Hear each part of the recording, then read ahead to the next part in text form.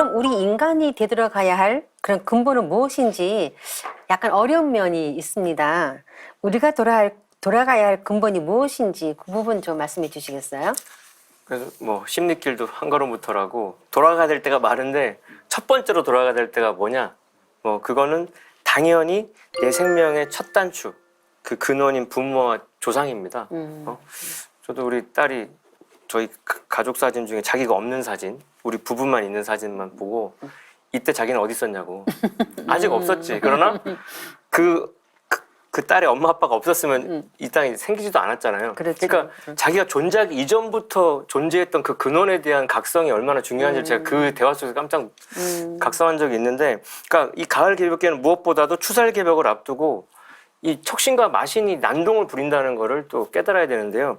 그때 그 어떤 마수에서 자손을 살려내기 위해서 영적 대전쟁을 벌이시는, 치열하게 싸우시는 그 성스러운 존재가 살아서는 부모님이고 돌아가신 조상님들이신데, 조상님들이 하시는 일이라는 게 그거 외에는 일도 없기 때문에 나는 딴짓하지만 그분들은 우리를 보고 계시잖아요. 우리가 애 키워보면 걔는 막 해집고 다녀도 엄마의 눈은 계속 그 아이를 보듯이 그렇죠. 그렇게 지켜주고 계신 우리 조상님들의 은혜를 각성하는 거, 그게 원시반본의 첫 단추가 될 수밖에 없고요. 그래서 상제님과 태모님께서는 가을 천지의 어떤 성신의 첫 손길을 작용하는 게 제 성령이다. 우리가 성령 가마를 강조하는 어떤 신앙 단체도 있는데 그 성령의 첫 단추가 조상님이기 때문에 그 조상님을 부정하거나 박대하는 행위는 자살행위라는 거죠. 그래서 그거를 혹 우상숭배라고 해서 조상 제사를 아예 거부하는 자가 있거나 음덕을 경시하는 자는 가을에 열매 맺을 수 없는 죽음의 종자다. 아예 그냥 낙인을 찍으셨고요. 그래서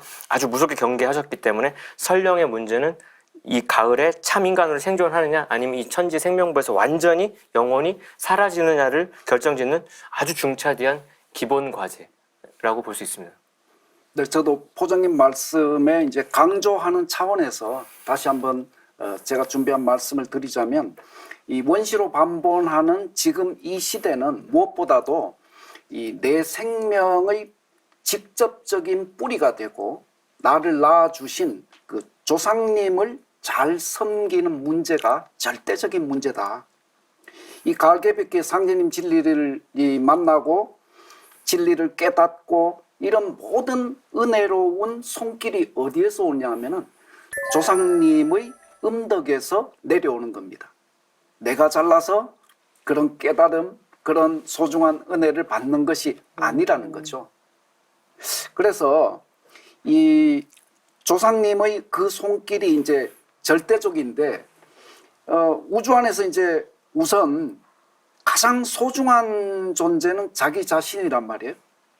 근데 그럼 이 나라는 존재가 이제 없으면은 이 대우주도 존재하지 않으니까 나의 이 소중함이라는 것은 절대적인데, 이러한 나의 존재를 있게 해 주신 분이 누구냐? 여기에서 보면은 이 쉽게 정리가 되리라고 저는 생각을 합니다. 바로 이제 생명의 뿌리는 현실 세계에서는 부모요, 그 다음에 조상 설령이 나의 뿌리가 되는 것이죠. 그래서 상제님께서는 부모를 경외하지 않으면 천지를 섬기기 어려우니라. 천지는 억조 창생의 부모요, 부모는 자녀의 천지니라고 상제님께서 말씀하셨거든요. 그리고 태상종도사님의 또 말씀 속에 다시 한번 이 말씀을 명쾌하게 쉽게 정리하실 수 있는 말씀이 있는데, 사람은 첫째로 조상을 알아야 한다. 자기 조상은 하느님보다 더 소중한 존재다. 자기 조상 없이 자신이 어떻게 생겨날 수 있는가라고 말씀하시면서 조상의 은혜에 대해서 깨우쳐 주시기도 하셨고, 또는 부모 조상은 제1의 하느님이요 원 하나님은 제2의 하느님이다 라고 말씀을 내려주시면서 우리가 돌아가야 될 곳이 어디냐, 이 문제를 명쾌하게 정리를 해 주셨습니다. 그래서 상대님께서는 사랑이 조상에게서 몸을 받은 은혜로 조상 제사를 지내는 것은 천지의 덕에 합하느니라 라고 하셨는데요. 포동님, 조상님 제사가 조상님 제사를 왜 잘 모셔야 할까요? 굉장히 중요한 질문이죠. 그 제사의 문제를 논하려면 이제 죽음이란 무엇인지에 대한 그것도 이제 통찰이 필요한데, 이제 제삿날이라고 하는 것은 한 인간이 지상의 삶을 정리하는 날이죠. 그러니까 지상에서는 이제 디 엔드, 이제 엔딩 크레딧이 올라가는 거지만, 이게 천상에서는 신명으로 태어난 날이기 때문에 거기서는 오프닝이란 말이에요. 그러니까 지상의 제삿날은 천상 신명들한테는 생일이니까 생일 잔치를 해주는 게 됩니다. 그래서 제사를 모신다는 건 돌아가신 날을 기리는 것과 함께 신명으로 탄생한 것을 축복하는 의미가 있습니다. 이거를 우리 선인들은 수행을 통해서 워낙 대우주와 하나 돼서 환히 봤기 때문에, 직접 그리고 제삿날에 오시는 신명님들, 조상님들 뵙기 때문에 지극정성으로 모셨던 건데, 그러니까 신명 대접을 하는 가장 기본적인 예가 되는 것이고 후손된 도리라고 하죠. 그래서 춘산체지가 같은 거 읽어보면은 이제 설령신을 잊지 말고 부모 공경 지극하라, 불효불증 저 사람이 장래 희망 볼까 보냐 해서, 네가 아무리 잘나고 싶어도 제사 안 모시고는 불가능하다, 이렇게 통렬하게 지적한 바 있습니다.